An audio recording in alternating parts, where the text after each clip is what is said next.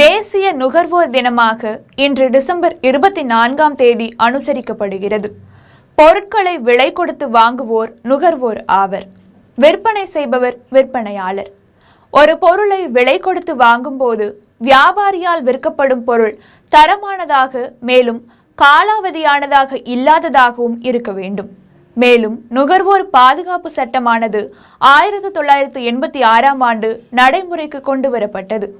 இந்த நுகர்வோர் பாதுகாப்பு சட்டம் இயற்றப்பட முக்கிய நோக்கமே நுகர்வோரின் நலத்தை முன்னிட்டும் சேதமுற்ற பொருட்கள் மற்றும் சட்டத்துக்கு புறம்பான விலை மற்றும் தடை செய்யப்பட்ட பொருள் விற்பனை, மோசடி விலை போன்றவற்றால் பொதுமக்கள் பாதிக்கப்படக்கூடாது என்ற நோக்கத்தில் கொண்டு வரப்பட்டுள்ளது.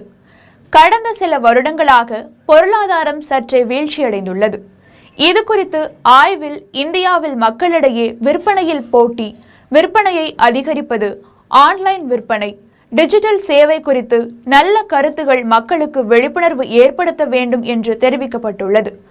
நுகர்வோர்களின் நம்பிக்கையினை பெறவும் வணிகத்தை பெருக்கவும் வியாபாரிகள் முயல வேண்டும். அதே சமயம் நுகர்வோர் பாதுகாப்பு சட்டம் மீண்டும் புதுப்பிக்கப்பட்டுள்ளது.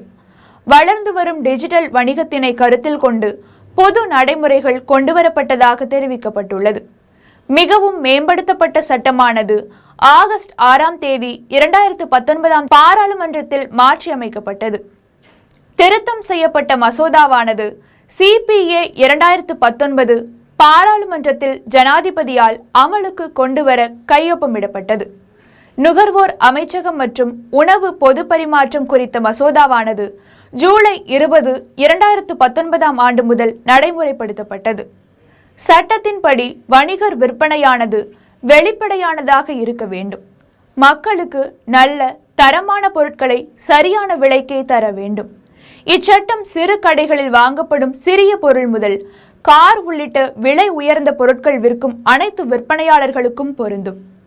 பழுதடைந்த பொருள், காலாவதியான பொருள், விற்பனை அநியாய விலை இவை எதுவாயினும் மக்கள் நுகர்வோர் நீதிமன்றத்தில் புகார் கொடுத்து நிரூபிக்கும் பட்சத்தில் சரியான தீர்வு கிடைப்பதோடு மீண்டும் இதுபோன்ற தவறு நடக்காமல் பார்த்து கொள்ள முடியும். இச்சட்டத்தின் நன்மைகள்: கெட்டுப்போன பொருட்கள் விற்பனை, அனைத்து உற்பத்தி பொருட்களின் விலை பேரம் பேசி வாங்குதல், கல்வி சம்பந்தப்பட்ட தொகை போன்றவற்றை உறுதி செய்தல் ஆகியவை மக்களுக்கு பேருதவியாக இருக்கும்.